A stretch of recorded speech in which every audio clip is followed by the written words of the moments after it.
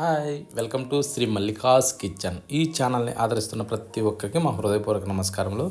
ఇవాళ రొయ్యలతోని కూర చేశాను. ఇది చాలా బాగుంటుంది. ఈ రొయ్యల పేరు ఏంటంటే టైగర్ రొయ్యలు అన్నట్టు. ఇది ఇందులో ఇంకో రకం రొయ్యలు కూడా ఉంటాయి. వాటి పేరు వనామిక్ అని కూడా అంటారు అన్నట్టు. ఇవి రెండిట్లో ఏంటంటే ఒక్కొక్క రొయ్య ఒక్కొక్క రుచిలో సూపర్గా ఉంటాయి, కానీ చాలా బాగుంటాయి. ఈ టైపులో మాత్రం ఈ కూరని ఎలా చేసానో చూద్దామా.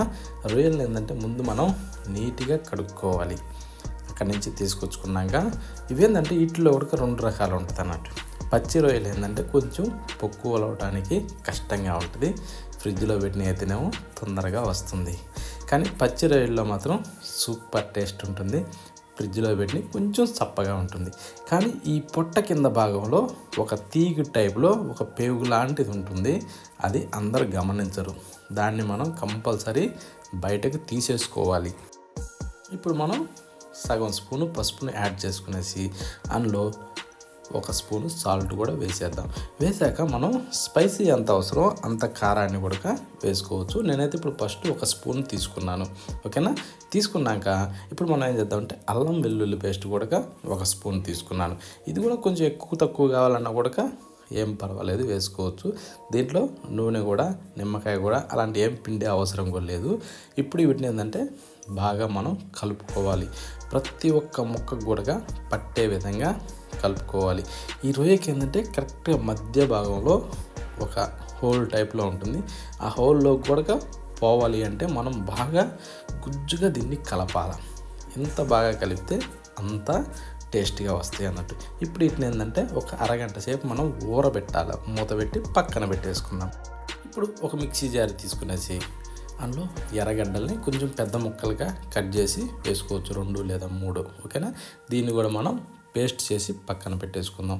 ఈలోపు మన ఛానల్ని సబ్స్క్రైబ్ చేయండి, లైక్ కూడా కొట్టండి, బెల్ ఐకాన్ కూడా నొక్కండి. నేను పెట్టే ప్రతి ఒక్క వీడియో నోటిఫికేషన్ రూపంలో అందరికీ వస్తుంది. కొంతమంది అంటారు వీటి డీటెయిల్స్ సరిగ్గా మాకు తెలియడం లేదు. వీటి గురించి మనం ఏదైతే వంట చేస్తున్నామో దాని ప్రతి ఒక్క డీటెయిల్ కూడా డిస్క్రిప్షన్లో రాసి ఉంటుంది. ఇప్పుడు మనం టమోటాలని ఒక 2 లేదా 3 కొంచెం పెద్దగా కట్ చేసి ఇలా వేసుకునేసి అందులో ఏంటంటే బాగా ఎర్రగా ఉండే టమోటాలు తీసుకుంటే ఏంటంటే ఈ కూరకి సూపర్ రుచి వస్తుంది. అందుకని నేను ఎర్రటి తీసుకున్నాను. ఈ విధంగా పేస్ట్ చేసేసి పక్కన పెట్టేసి ఒక బౌల్ తీసుకునేసి నిమ్మకాయ సైజ్ అంతా చింతపండు తీసుకునేసి దాన్ని ఈ విధంగా విడదీసి నీళ్లు పోసి మనం ఒక 10 నిమిషాల సేపు దీన్ని కూడా నాననివ్వాలి. దీనికి సంబంధించిన ప్రతి ఒక్కటి కూడా నేను డిస్క్రిప్షన్లో రాసి ఉంచాను, అందరూ చూడగలరు, ఓకేనా. ఇప్పుడు స్టవ్ ఆన్ చేసి ఒక ఫ్యాన్ పెట్టుకునేసి అందులో మనం ఇవి ఫ్రై చేయడానికి ఎంత అవసరమో అంత నూనెని వేసుకోవాలి. అంటే 3 గంటలు లేదా 4 గంటలు. అవి మనం ఈ రొయ్యలు తీసుకునేదాన్ని బట్టి నేనైతే 1 కిలో రొయ్యలు పప్పు తీసుకున్నాను అన్నట్టు. రొయ్యలే కాకుండా పప్పునే 1 కిలో తీసుకున్నాను, ఓకేనా. ఇప్పుడు వీటిని ఏంటంటే బాగా ఊరబెట్టాను కదా, ఆ వీటిని ఇప్పుడు మనం నిదానంగా కాగిన నూనెలో వేసుకోవాలి. అంటే మరీ ఎక్కువ కాకుండా మీడియంగా కాగిన దాంట్లో వేసుకుంటే ఏంటంటే ఇవి పైన మాడి లోపల ఉడకకుండా అట్ట కాకుండా సూపర్గా ఉడుకుతాయి అన్నట్టు. అదే కనుక నూనె బాగా కాలిందనుకో అప్పుడు పైన మాడతాయి లోపల ఉడకు, అదన్నట్టు దానికి అర్థం, ఓకేనా. ఇప్పుడు కూడా మనం మీడియం ఫ్లేమ్లో పెట్టుకునేసి బాగా కరకర అనే విధంగా వీటిని మనం ఫ్రై చేసుకోవాలి. చూడండి ఈ విధంగా ఏంటంటే మంచి కలర్ వచ్చే విధంగా ఇవి తిరగేసుకుంటా ఉంటే ఈ విధంగా 2 వైపులా సూపర్గా కాలుతాయి అన్నట్టు. ఇప్పుడు మిగిలిన వాటిని కూడా సేమ్ ప్రాసెస్. ఇవి మనం చేసేదాన్ని బట్టి కూర రుచి వస్తుంది, ఓకేనా. ఇది అర్థం చేసుకోవాలి ప్రతి ఒక్కరు కూడా. మనం ఈ విధంగా పర్ఫెక్ట్గా చేసుకుంటే ఏంటంటే ఎన్నడూ ఈ రొయ్యలు తినని వాళ్ళు కూడా లొట్టలు వేసుకుంటూ అలాగే తినాలి, అంత బాగుంటుంది అన్నట్టు. ఇప్పుడు మనం వీటిని ఏంటంటే ఫస్ట్ అన్ని మసాలాలు ఇవి వేసి బాగా ఊరపెట్టాము. ఊరపెట్టిన వాటిని ఇప్పుడు మనం ఫ్రై చేసాం కదా.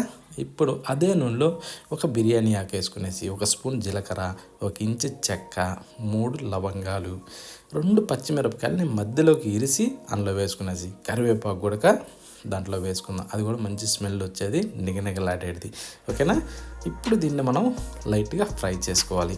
ఈ విధంగా కాస్త వేగిన తర్వాత ఏదైతే ఇందాక ఆనియన్ పేస్ట్ వేసుకున్నామో ఎర్రగడ్డ పేస్ట్ దాన్ని ఇందులో వేసి దీన్ని కూడా కలుపుతూ ఉడకనివ్వాలి. ఇది కూడా ఏంటంటే మీడియం ఫ్లేమ్లో పెట్టుకోండి, అడుగు మాడకుండా ఉంటుంది. ఇప్పుడు మనం ఏం చేసామంటే ఈ విధంగా అయిన తర్వాత టమోటా పేస్ట్ని కూడా దాంట్లో వేసి ఇది కూడా బాగా ఉడకనివ్వాలి కాసేపు. ఇప్పుడు స్పైసీ ఎంత అవసరం అంత కారాన్ని వేసుకోవాలి. నేనైతే ఒక 2 స్పూన్లు తీసుకున్నాను. ఒక అర స్పూను జీలకర్ర పొడి, 1 స్పూను ధనియాల పౌడరు, కొద్దిగా చిటికెడు పసుపు వేసి వీటిని మనం బాగా కలుపుతూ ఉడకనివ్వాలి. అది మీడియం ఫ్లేమ్లో పెట్టి కాసేపు ఈ విధంగా ఉడికిన తర్వాత ఇందాక ఏదైతే ఫ్రై చేసి పెట్టుకున్నామో రొయ్యల్ని వాటిని కూడా అందులో వేసి ఇప్పుడు కిందకి మీదకి బాగా కలబెడుతూ వీటిని కూడా కాసేపు డమ్మనగనివ్వాలి. ఈ విధంగా ఏంటంటే వీటిని కూడా మనం బాగా డమ్మనగనివ్వాలి. ఇప్పుడు ఈలోపు మనం చింతపండుని బాగా పిసికి రసం తీసి రెడీ చేసి పెట్టుకుందాం. చూడండి ఈ టైప్లో. ఇప్పుడు ఏంటంటే మనం మంటని ఎప్పుడు కూడా ఇలాంటి టైంలో ఇలాంటి గట్టిగా ఫ్రై చేసేటప్పుడు మీడియం ఫ్లేమ్ లేదా లోలో అట్ట అడ్జస్ట్మెంట్లో ఉండాలి. ఓకేనా. ఇప్పుడు ఈ విధంగా వేగిన తర్వాత చింతపండు నీళ్ళని అందులో పోసుకోవాలి. పోసుకున్నాక రుచి చూసుకునేసి సాల్ట్ వేసుకునేసి కాస్త అలా కలబెట్టేసి మూత పెట్టి ఒక 10 నుంచి 12 నిమిషాల సేపు బాగా ఉడకనివ్వాలి. ఈ విధంగా ఉడికిన తర్వాత ఇప్పుడు మనం ఒకసారి చూసుకుందాం పులుసు ఎలా ఉన్నది అన్నది. కానీ ముక్క అయితే మాత్రం చూసే అవసరం లేదు, ఎన్నో విధాలుగా అది ఉడికిపోయింది. మీదకించి కాస్త కొత్తిమీరని అలా చల్లుకునేసి మనం పులుసు ఒక్కసారి చూసుకోవాలి. చిక్కగా ఈ విధంగా సరిపోతుందా, ఇంకొద్దిగా గట్టి పడాలన్నా పలచగా కావాలన్నా చూసుకునేసి కూర ఆపేసి దించేసుకుంటే సరిపోతుంది. ఓకేనా. ఈ టైప్లో ఈ ప్రాసెస్లో చేసుకుంటే చాలా మంచి రుచి వస్తుంది. దేంట్లోకైనా సరే పర్ఫెక్ట్గా సెట్ అవుతుంది. ఓకేనా. ఎవ్వరు మిస్ కావద్దు. ఆఖరి వరకు చూసినందుకు అందరికీ ధన్యవాదాలు.